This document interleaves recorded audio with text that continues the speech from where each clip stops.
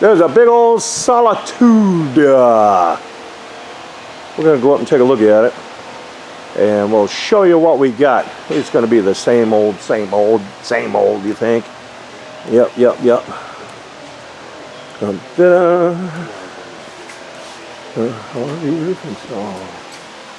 All right, here we go. Up.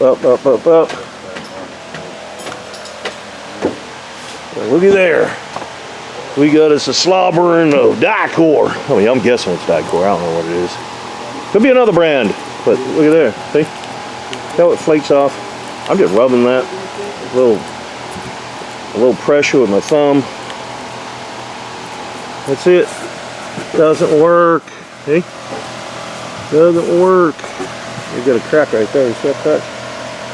That's where you get water coming in. Little amounts of water get down. There's a little base right here, and then that'll find its way to the screw, and you got yourself a fine leak. Get some more crap on here.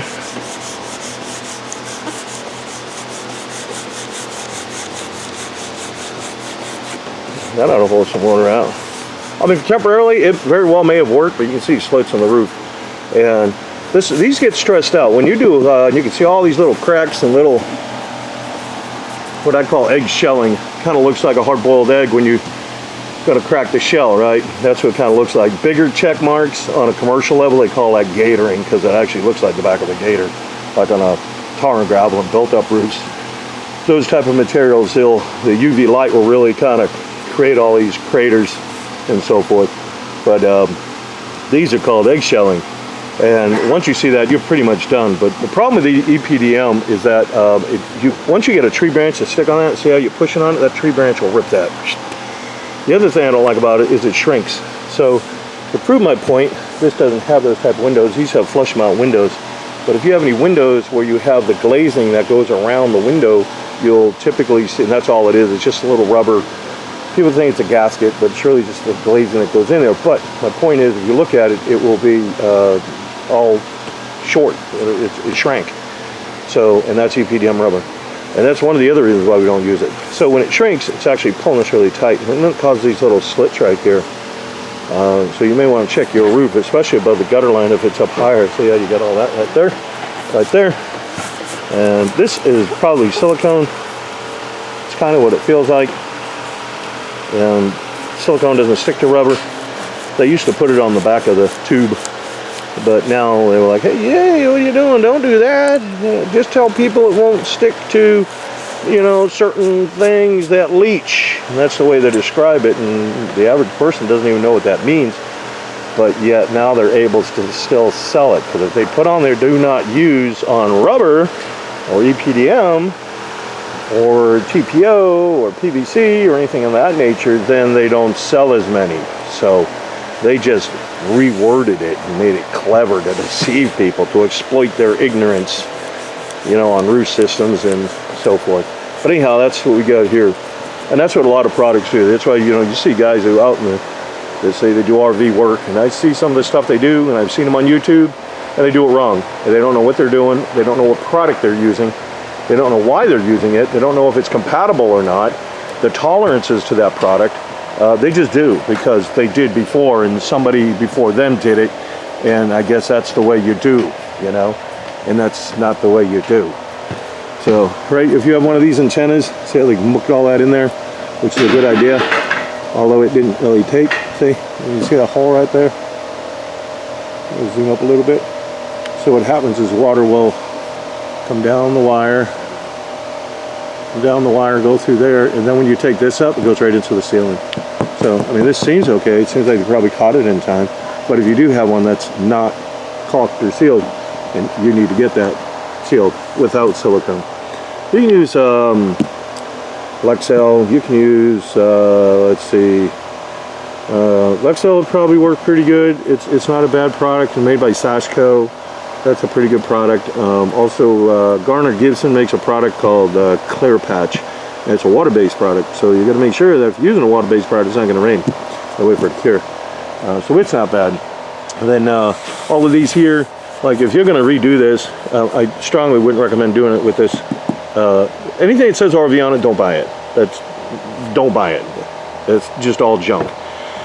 But if you need to redo something like on a lap, and I have people ask me all the time on the channel, well, if you don't use Dicor, what do you use? Dicor in itself, the rubber membrane right here, I'm going to assume this is Dicor, is made by Carlisle Syntec. Carlisle Syntec is a commercial company. They make commercial membranes. Matter of fact, the TPO that we use is made by Carlisle. But Carlisle just makes it for Dicor and says, here you go, have this crap. We don't want nothing to do with it. But that being said, Carlisle also makes a commercial grade rubber. Again, I'm just not a fan of rubber, but nonetheless, they make a lap sealant for it, is what I'm getting at. There's a commercial grade lap sealant for EPDM rubber. You can go to any supply house and get it. So it doesn't have to even be Carlisle. It could be, there's a lot of companies that make EPDM rubber. Firestone makes EPDM rubber. You just need a commercial grade lap sealant, and then you need to make sure that when you apply it according to the instructions. It's a very tedious way to seal a coach. It really is. This is the other reason why I don't do it, but if you read the directions of how to clean and do a joint or a lap seal or a seam, you have to take a cloth, you put product on it, and you wipe this way, and then you look at it and you'll see all this, like that's on my fingers, on the rag. You roll the rag, put some more product on it, you go again. You're only going in one direction. And then you look at it again, you got more booger on there, roll it again, and you got to keep going and rotating that rag till you get all of this oxidation off of there. It's got to be almost sterile clean, and you have to use like an alcohol, but they have a special cleaner that you can use for the rubber as well. And you can clean it and clean it, and that, for that reason, is one of the reasons that I don't use it. It's also the other reason I don't like about it is that everything glues together. I don't like those systems because the glue will eventually fail and then you have leaks. And this is going by all of the years that I've got doing commercial work. All those years we've had to just patch, other people's work that they've done. And when I see all that, I say, well, it just isn't worth doing. It's very tedious when you read all the instructions and all the parameters that you have to do and so forth, and where it's applicable, where it was designed for, and whatnot. All of that junk. To me, it just isn't even worth it. I just stay away from it. To me, and it really is the cheapest product on the planet. EPDM rubber is the cheapest product on the planet. So, again, like I said, I don't use it. But if you did want to reseal, this is my point, if you did want to reseal your coach, instead of using Dicor, you can use the lap sealant. Just read the way you're supposed to do it and follow those instructions. Also make sure you're all sealed here. You want to make sure you're sealed up on the top of this gutter line, which doesn't look like it's been sealed too well. So what'll happen is, if it leaks, it can leak down, and then like we just finished a coach over there, and it delammed all in down here, so we had to take the awning off, we had to take shell off, we had to do all that stuff. So we also got a couple of seams popping loose right here on this awning. You can see that stitch right there. So you can see how faded this is. This is just ink. That's all it is. It's ink. So they don't ink with an acrylic coating to try to keep the UV light off, but you can see just the stitching in there. So we may have some issues. The stitching is failing in there. You may have some issues with that. I may reach out to the customer and see if they want to replace it, because if he doesn't replace it now, we'll replace it sooner or later. That's for sure. So, but you can see some of the gouging on here. Like I said, this is your typical RV roof. So you got more product over there. And that's what they want you to do. They want you to put more on, more on, more on. And to me, jokingly, I say you're a moron if you put more on. There's something wrong with that system. And if you go and look at the Dicor, you can go to the Dicor website, and if you do, I wanted to do a video on it. If you go to their website, you can see a lot of information about, they say that this has properties built into it that will kind of fight off UV light, and it's stable and all of that jazz. And time and time again, it fails. So are they lying on their, on that description? Because if it did, why would it fail in 3 to 4 months?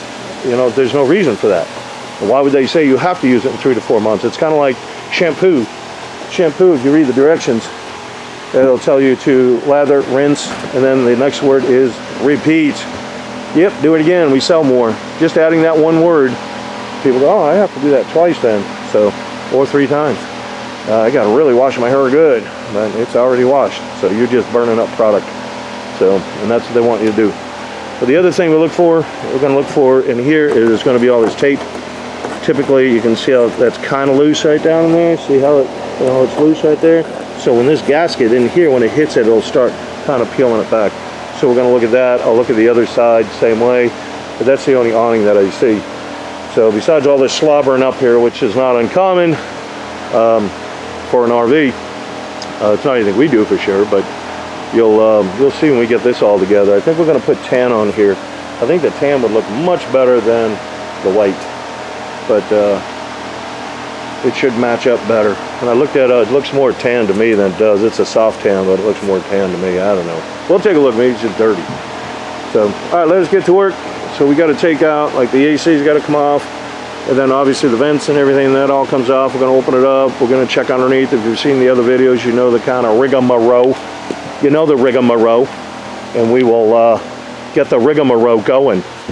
All right, well, stay tuned. There's more to come. This is exciting stuff right here. Here's what we got. Obviously decking up, insulation up. We take all that up. And then like what we do is look for any breaching in the joints of the ductwork. So we went back and we retaped a lot of that. Also we look for, this was drilled through the truss right here, but this little gusset plate was kind of rubbing on it, so we just did that in there just to make sure. So we did it down to the other one over there, and then we look for all of them that we can find, and we put them in these little bushings in there, and those are only, you know, basically a cent or two. And when I say, hey, these manufacturers won't spend one more red cent, that's the truth. They won't spend it, you know, so they don't care. So that's what we're doing now, putting some more tape on there and getting everything all squared away like that. And then the insulation goes back on, and you can see they didn't glue anything. They didn't glue them all. So you got like there's way up there. I'm gonna measure that to show you. These are Grand Design, by the way, but they're all the same. So right here, from where that is, right to the edge of this is about what, 27 inches? That's where the first screw is. That's a long distance for just one, you know, they should have more screws in there. But on the other end of this, I should say fasteners, because if you keep putting screws, a lot of screws in these, you will split this wood. So you don't want to do that. You really want to staple these down, and that's what we're going to do, because you can sew it right up with some staples, but also glue it. And that's what we're going to do, is glue it down. So other than that, that's what we're looking for, making sure everything's all tidy and everything is cool. And if it is, then we can put everything back. And it's looking pretty well. So this one probably go a little smoother than some of the other ones we've been working on. This is just a radiant barrier sheet. That's all it is. And but when you put it on top of here, like they did, they had it on there, it's not glued down. So what we do is you just cut it, fit it back in there. It's not going to do very much anyways, but Tech Shield and Solar Board, both of those companies make radiant barrier sheathing. And the way they say to do is when you put it down, up underneath on the underside, you should have about a 3/4 of an inch cavity for the panel to work efficiently. So this probably isn't going to work as efficient, but it's probably still going to do something. So we just put it all back. Like I said, then we'll glue this all down and put our trusses back in, our sheathing back on. The trusses are already in. And so that's what we're doing now, just making sure everything get back the way it should. Everything's all covered up. We'll get ready for decking. Okay, so as you can see, we are now putting down oriented strand board. I'm not a fan of it. However, this coach is 100 inches. I cannot get plywood that long. So I said, well, maybe what I'll do is I'll put it here and put a little piece. Well, look at this jog out. So if I put a piece that drops, I'd have to fill all this in and make these little tiny pieces. That's just craziness. So we're gonna go with this over length OSB and put it back on. And but otherwise, if I had a choice, I wouldn't really use it, but it is what it is. All right, this is the passenger side, already glued. But you can tell we got all the new decking down. We got all our strips in there. We got the protective strip on the back here. We've got them all on the front, on the sides as well. This is going to protect the corner. And if you remember from the video earlier, how it had all those slits and everything in there, they didn't have anything in there. They didn't have any of that. So we glued all these down. And then we just, where the two pieces joined, we just put some tape on there. They're pretty smooth anyways, but nonetheless, we still put them on there. So now what we're getting ready to do is to glue this side. and then we'll roll it, and then we'll start getting going with the curbs and so forth. This is the ladder that goes to our Solitude. So what we check is I want to make sure these are all tight. Now this one, it was all loose. This one, going to check that. Then like these ones here, they spin. They're not supposed to do all that. So the way these go together is it's real simple anyways. That's a little what they call a star knot down in there. And then the other one has one here as well, a star knot. So what we're going to do, they don't look bad, they don't look rusted, nothing looks really that bad. What we're going to do is put some Loctite on it. That's what we're going to do, check all that. So you see how that's just, you can tell it's not seated right anyways. It should be all the way down there. So we're going to loosen them up, and then we're going to make sure everything's all tight so we put it back. Then the other thing we're going to do is put an extension down where this goes in right here. We're going to put a little support. So now this goes into the wall as it stands up.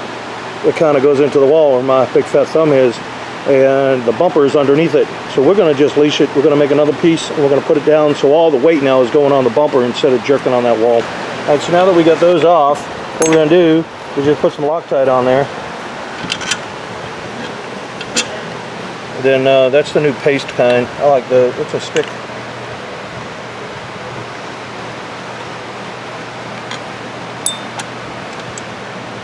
And we just screw it back together.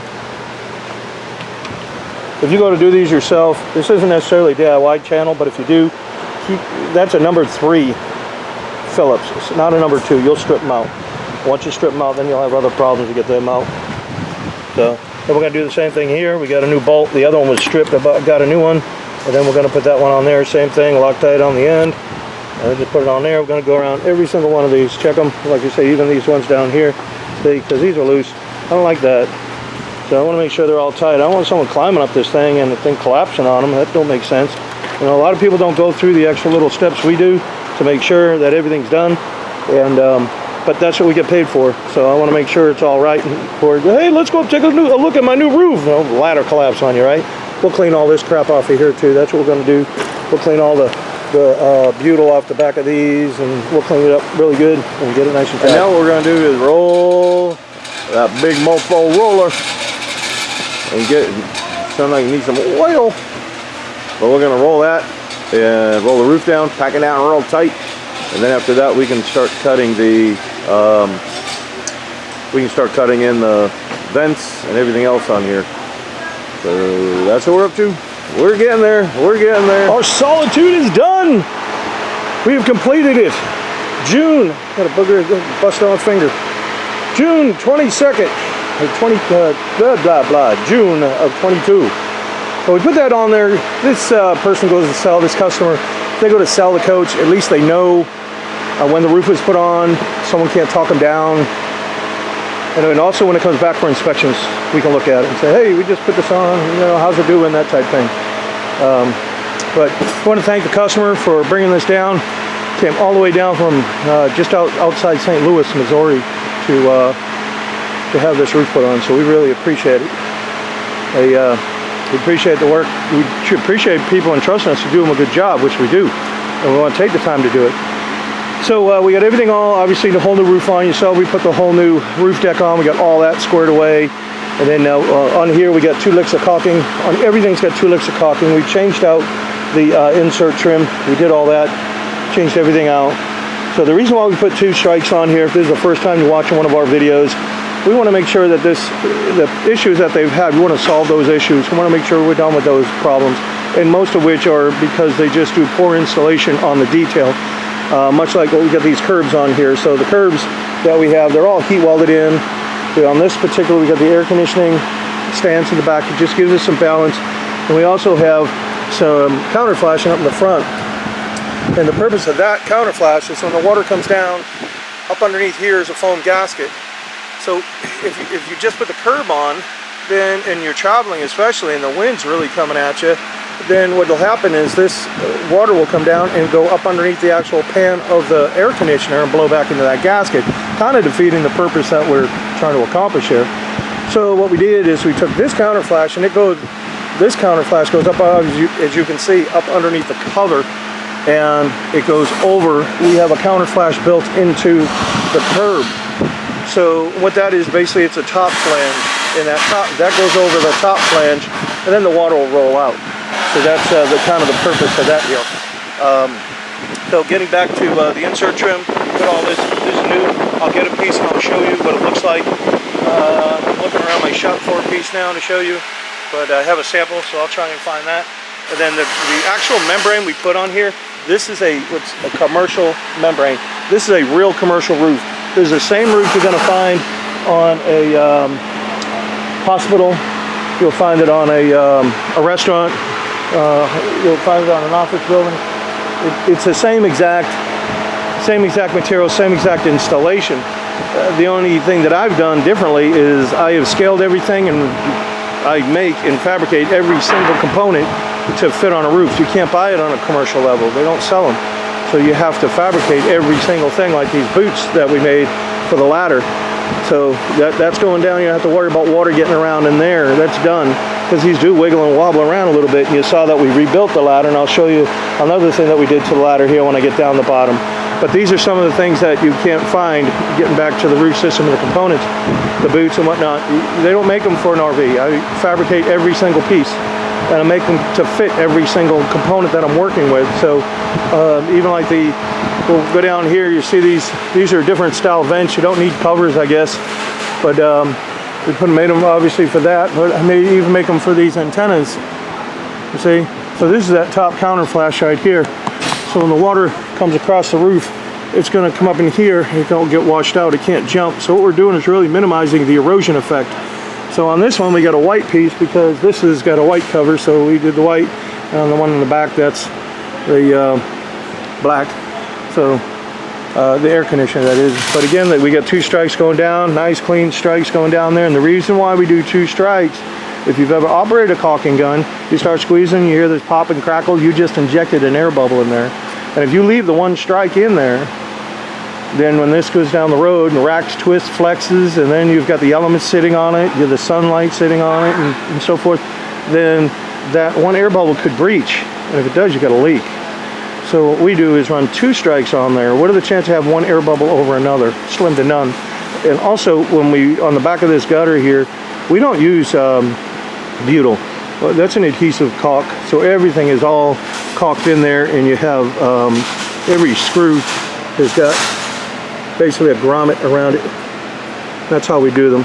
And that's what, now that I got this open, now you can see how it works, right? So this little piece slips up underneath here, and then this other side sits on top. This one's sitting on top, and this other one will sit behind that little track, and then it locks the water out.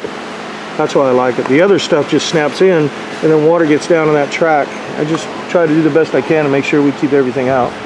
So then obviously we got the gutter spouts here. That'll kick everything away.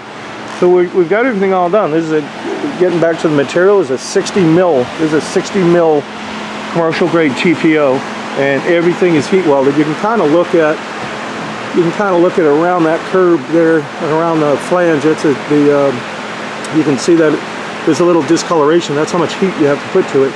So, but then that's it. You don't have to go back and recaulk everything. So the way the warranty works is you come back here. I like to see it in 30 to 60 days, depending on where folks live. You know, I try to show them how to do an inspection. Once they do an inspection themselves, I just don't want them to get upset and say, hey, if they miss something. That's why we like to see it come back. After that, you come back every year. And when you come back every year, we renew it for another year. But this system is a 20-year system. So if you want to keep coming back 20 years, it's awesome. But we just wouldn't want somebody to get upset with us and say, hey, you know, I got a problem here. Well, that could have been solved real easy. I mean, I don't know what the problem could be. Maybe there's a slit in the roof from, you know, something hitting it, and you didn't know that. And we could patch it if we catch it. And we'd patch it for you for free. We don't mind. We do like to see it come back. And we also, some things on different coaches we learn. And we'd like to see if there's an issue with a certain brand of coach, or a certain profile of coach, a certain roof profile, something. If it is, we want to fix that. We don't want to let it roll out and do the next one the same way and it'd have a similar problem. We like to learn stuff. One of the things, and I'm going to show you over here, that I've learned and I modified and made a solution for. So here's your skylight. So what we've noticed is that when originally I found this problem on more of like Class A's and Class C's, and the problem is in the morning you'll get some dew that'll sit up on the roof, especially in the colder mornings, and then it warms up during the day. So it's a little chilly out, you get some dew, but the dew isn't just right here, it's on the inside as well. So when the sun comes up, the sun will evaporate this off the top, but the inside it'll trickle down, and it'll come down into maybe the curb. If you don't have a curb on yours, then it'll go into your ceiling panel, and you probably see some, water staining around the inner lens. Okay, so again, I found this on some of the Class A's, but then one of my customers come back and they had a problem with it, and it was not a Class A. It was actually had the same roof style as this.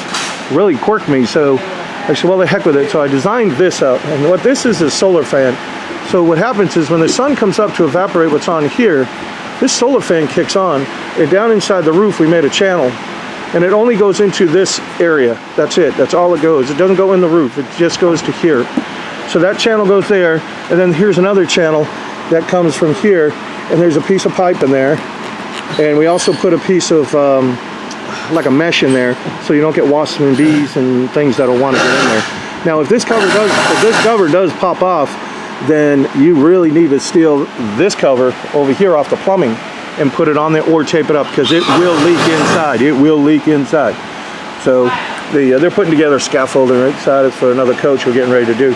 But this, if you pop that cover off, the water is simply going to go into your holding tank. It can't get in the roof. That's all sealed. Even up around the boot and everything is all sealed.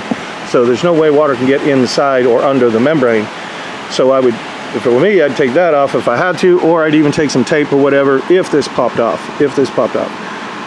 So I'm just letting everybody know. It's kind of like spring loaded, and it's got the little springs, and they got little barbs in them that grab into the pipe, but still it could pop off. So that's an example of one of the things that we've learned. And so now this is just standard. We're doing all of the coaches. We put these in every one of them. So again, that's just why we like to see them come back, to give you an example. So we want to thank the customer for, like I said, for bringing it down here. We appreciate it. We appreciate everybody watching. And just keep in mind, these are not DIY videos. They're not intended for that. There's a lot that we do behind the scenes. I don't edit these. I don't have the camera rolling all the time. I'm sorry if it gets a little shaky and a little quirky. I'm just trying to show the meat and potatoes. But basically, when I end this clip and I turn the camera back on, there's another clip. And then when I turn the camera on again, there's another clip. I just download it. I don't even do it. The girls in the office, they download it to a program. All those clips pop up, and we just find out where the clip ended and basically the transition, and we just click a button and say make a transition, and it may be a flip, a flop, a turn of a page, whatever, and we just hit apply to all, and then put our name on the front. The card should have a card in the front, card in the back, and that's about it. So we don't do all this fancy editing. We're not big enough to do all that. We don't have someone walking around with a camera, and we're not trying to be these big videographers trying to make these real jazzy videos. We're just trying to get these out for the customer to see what's going on, the meat and potatoes. I really don't have time for all this, and I don't have time to pay a videographer to do all this. So with that being said, like I said, we appreciate your patience with it, but again, they're not DIY videos. We do not quote on social media. We do not, if you have any questions, you can give us a call. The number will be on the card. You can give us a call, and if you get some tips out of this, awesome. But otherwise, again, we appreciate you watching, and share it if you like or whatever. But we'll see you on the next one. Thanks. I told you I'd show you what I did to this ladder. So these little outriggers here, whatever you want to call them, all right, when they come out and you stand on these, all that weight is pulling on these, and it's pulling on the top as well. So you only got 2 up there, 4, 6. And then you have it where it hooks around on the roof. And what happens when you step on it, these things start just bouncing like that. And then eventually all this loosens up, right? These screws that we had to get tight. So what I did is I made a stand down here, and we just riveted it into the bumper. And basically all it is just an extra support down there, right? So now all your weight is going down into the bumper. It's not getting pulled onto here. It'll stay real tight instead of putting pressure on these. So that's just something that we did there. It's pretty quick and easy, but it makes a difference. Because if you don't, and that starts wallowing out, especially right there on the wall, then you're going to get moisture behind there, you get water behind there, and then you get the wall rotting out, and da-da-da-da-da-da-da. We don't want all that, especially with an easy fix like this. Care package. Right. So in our care package, we have caulking, we got primer, we have got 2 patches Those are heat patches. We got a patch, peel and stick patch. We got a checker tool. We've got a magnet. And the rest of this is just pens, keychains, brush, nozzle. Okay, so if we have a hole in the roof, and we'll simulate a hole. We're gonna do hole simulations. We say we got a hole there. Here's your tree branch come through and you're like, oh man, I got a hole in my roof, it's leaking. So what you wanna do? And it's raining out. Right now it's raining, you're like, crap, I gotta stop that leak. You wanna get in there, and if you can't get that nozzle in there, don't worry about it. Make it a little bigger. What you're trying to do, you need to get up underneath the roofing, like this. This is what we need to do, get up underneath the roofing.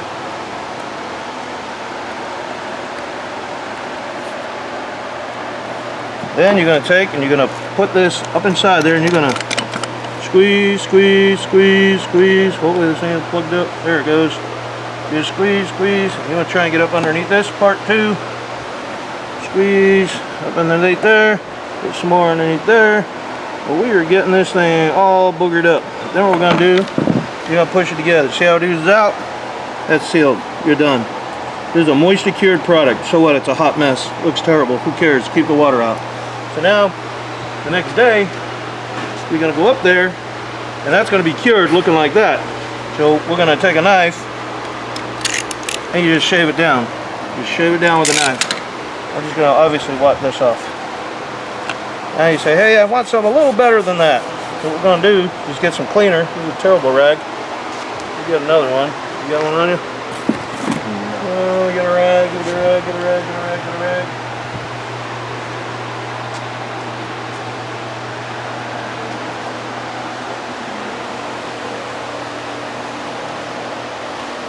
Hey, what are you doing? What are you going to talk about, man? No, just leave it alone. Oh, leave it alone right now.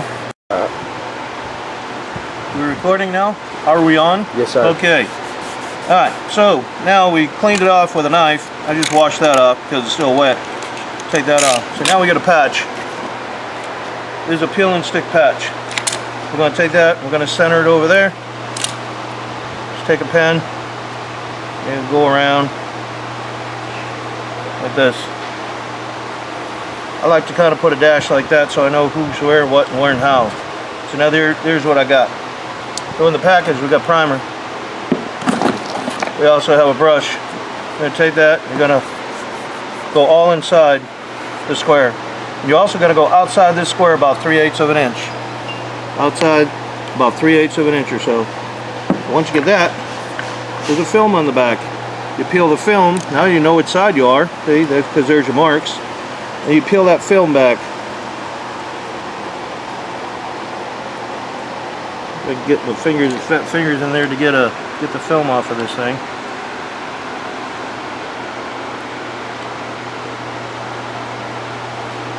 This is just a regular roof tape. That's all it is. We put them in all the care packages. Get that daggone thing off of there. Probably use some fingernails. Probably help. Come on. There it is. Okay. There it is. Now you got the film. You take that film. So now we're going to line it back up with this. We already got the primer under there. You just peel the film back, and as you do, you just rub it down like this. Sometimes that film will get a little stuck in there. This is just a butyl. You just kind of try to keep it as even as you can and flat as you can. Boom, you're done. There it is. So now, out here, this is where your primer is. You put the primer on there. You got primer there, and now you're going to put primer here. You want to prime all this area with your brush. Prime all that. Then you're going to come back. Once you get it all primed, then you're going to put a little bit of caulking on it, just like this.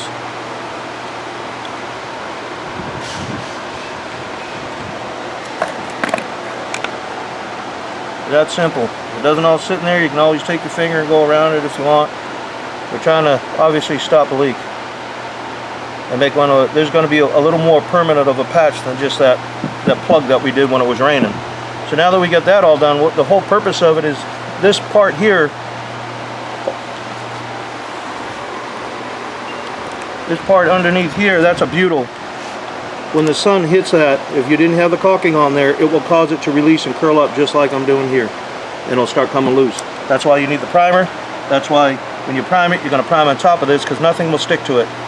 Nothing, the caulking will not stick to this patch, and it won't stick to the roof unless you use the primer. That's how you do a patch. Ta-da! All done.